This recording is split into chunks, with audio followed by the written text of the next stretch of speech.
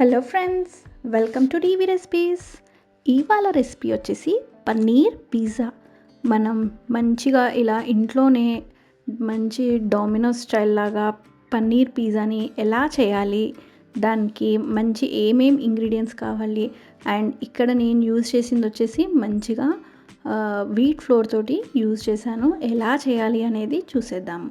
ఫస్ట్గా కొంచెం warm water అనేది తీసుకున్నాను. దాంట్లో ఒక 1 టీ స్పూన్ ఆఫ్ షుగర్ అనేది యాడ్ చేస్తున్నాను. సో ఇలా ఈస్ట్ అనేది ఉంటుంది కదా, డ్రై ఈస్ట్, దాన్ని ఒక 2 టీ స్పూన్స్ అనేది తీసుకోవాలన్నమాట. సో మీరు బేకింగ్ సోడా కూడా యూజ్ చేసి చేయొచ్చు, బేకింగ్ పౌడర్ వేసి. ఇలా ఒక 15 మినిట్స్ పక్కకు పెట్టాలి. సో ఇలా చేయడం వల్ల బేస్ అనేది చాలా సాఫ్ట్గా చాలా బాగా వస్తుంది అనమాట. సో అది కొంచెం మనకి పూఫ్ అయినాక ఇలా గోధుమ పిండి 1 కప్పు తీసేసుకుని దాంట్లో కొంచెం సాల్ట్ అనేది యాడ్ చేసి పిండి మంచిగా సాఫ్ట్గా మంచిగా కావాలంటే ఇంకొన్ని వాటర్ యాడ్ చేసుకుంటూ మంచిగా చాలా సాఫ్ట్ అనేది ఉండాలి పిండి అనేది. కొంచెం ఆయిల్ అనేది యూజ్ చేయాలి. ఒక 1 teaspoon of oil use చేసి దాన్ని మంచిగా కలుపుకొని చాలా సాఫ్ట్గా ఉండాలి. సో మనం కావాలంటే కింద కూడా పెట్టుకోవచ్చు. నేను ఇలా ఒక కట్టర్ మీద దీన్ని మంచిగా ఆయిల్ వేసి మంచిగా ప్రెస్ చేయాలన్నమాట. సో ఇలా ప్రెస్ చేయడం వల్ల మంచిగా మనకి పిండి అనేది చాలా సాఫ్ట్గా వస్తుంది. సో కింద హార్డ్గా రాకుండా సాఫ్ట్గా రావాలి అంటే మనం ఈ ప్రాసెస్ అనేది ఫాలో అవ్వాలి. జస్ట్ ఒక 1-2 మినిట్స్ అలా మంచిగా పిండేసుకుంటే చూడండి ఎంత సాఫ్ట్గా ఉందో. సో ఇది మనం కొంచెం సేపు ఒక 1 అవర్ పాటు సేమ్ అదే గిన్నెలో పెట్టుకుంటున్నాను. కొంచెం ఆయిల్ అనేది వేసేసి సో దీన్ని మంచిగా అలా ప్లేస్ చేసేసి 1 అవర్ పాటు మనం పక్కకు పెట్టుకోవాలి అనమాట. సో ఈ 1 అవర్లో మనం కావాలంటే ఎలాంటి స్టఫింగ్ ఎలా యూజ్ చేయాలి అవన్నీ కూడా తీసుకోవచ్చు అనమాట. సో ఇలా ఇప్పుడు నేను పన్నీర్ చిన్న చిన్న క్యూబ్స్గా కట్ చేసుకున్నాను. వీటికి కొంచెం మ్యారినేషన్ చేద్దాము. సో కొంచెం సాల్ట్, చిల్లీ పౌడర్, ఇంకా కొరియాండర్ పౌడర్, ఇంకా కొంచెం గరం మసాలా, ఇవి మాత్రమే యాడ్ చేస్తున్నాను. సో దీనికి కొంచెం ఆయిల్ అనేది యాడ్ చేస్తే వాటికి అంతా కూడా మంచిగా పట్టేసుకుంటాయి అన్నమాట. సో ఓన్లీ ఇంత చిన్న దాంట్లోనే మనం టేస్ట్గా చాలా బాగా వస్తుందన్నమాట. సో ఇలా 1 అవర్ తర్వాత మనకి మంచిగా పిండి అనేది ప్రూఫ్ అయి ఉంటుంది అన్నమాట. సో దాన్ని ఒక్కసారి మనం అలా పంచేసి మొత్తం మంచిగా కావలసిన షేప్లో మనం రౌండ్గా చేసేసుకోవాలన్నమాట.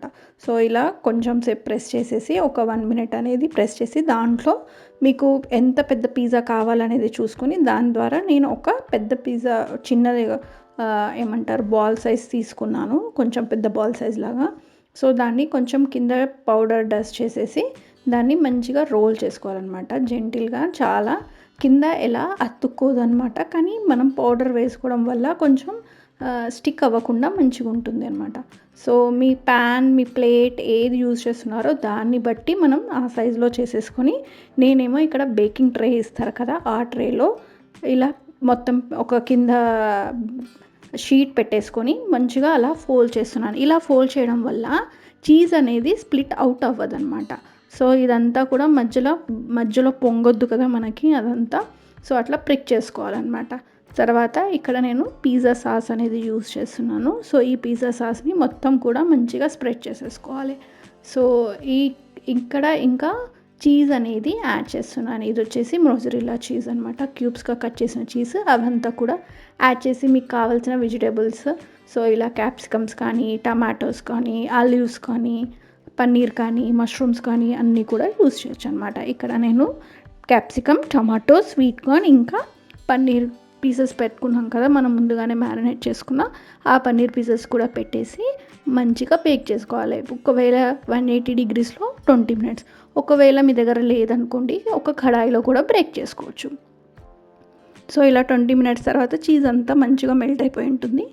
ఇంకా ఇక్కడ ఆరిగానోస్ కానీ, చిల్లీ ఫ్లేక్స్ కానీ అన్నీ వేసేసుకొని కట్ చేసుకొని తినేమే.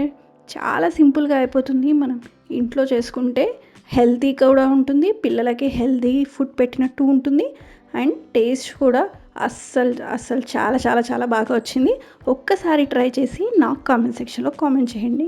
అంతవరకు బాయ్ బాయ్.